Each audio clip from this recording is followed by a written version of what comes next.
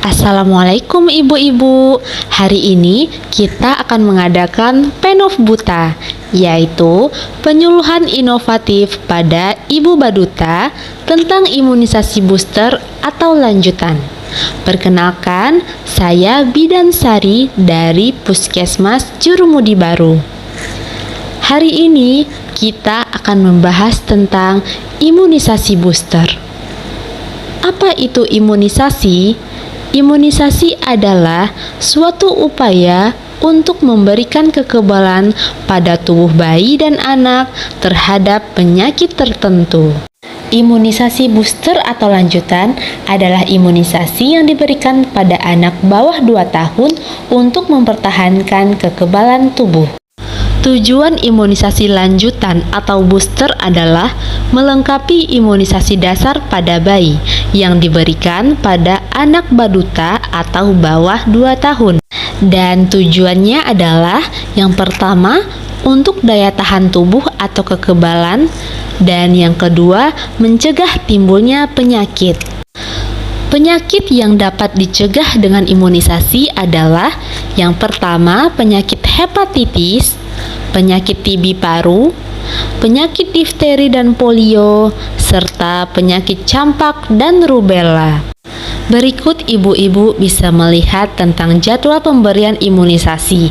Yang pertama yaitu imunisasi dasar 0,7 hari untuk pemberian HB0, 1 bulan BCG dan polio 1, 2 bulan DPT HIB HB polio 2, 3 bulan DPT HIB HB2 dan polio 3, 4 bulan DPT HIB HB3 dan polio 4, serta di umur 9 bulan yaitu imunisasi campak.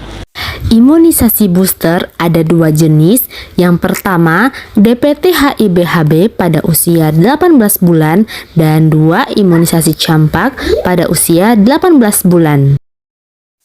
Berikut adalah contoh anak yang kena penyakit karena tidak mau diimunisasi. Yang pertama yaitu kita bisa melihat anak yang terkena TBC. Pada gambar kedua ada anak yang terkena difteri, dan yang ketiga ada anak yang terkena polio. Berikutnya ada anak yang terkena hepatitis, dan yang terakhir ada anak yang terkena tetanus. Hal yang perlu diingat adalah bahwa demam yang tidak terlalu tinggi itu bukan penghalang, dan diare ringan bukan penghalang juga untuk dilakukan imunisasi. Dan imunisasi ulangan dilakukan untuk memperkuat kekebalan yang didapat di saat bayi. Tips melakukan imunisasi adalah meskipun pandemi, imunisasi tetap wajib dilaksanakan, terutama pada bayi sampai usia 18 bulan. Bila banyak bayi dan anak yang tidak diimunisasi lengkap dan tidak mendapatkan imunisasi lanjutan atau booster, dapat menimbulkan sakit berat hingga kematian. Fakta dan mitos tentang imunisasi. Mitosnya adalah vaksin menimbulkan efek samping berbahaya dalam jangka panjang. Padahal faktanya, reaksi yang muncul dari vaksin sebagian besar hanya temporer dan ringan. Sedangkan resiko tak menjalankan vaksin dapat berupa kelumpuhan bahkan kematian. Mitos selanjutnya, ASI, air susu ibu, bisa menggantikan vaksin.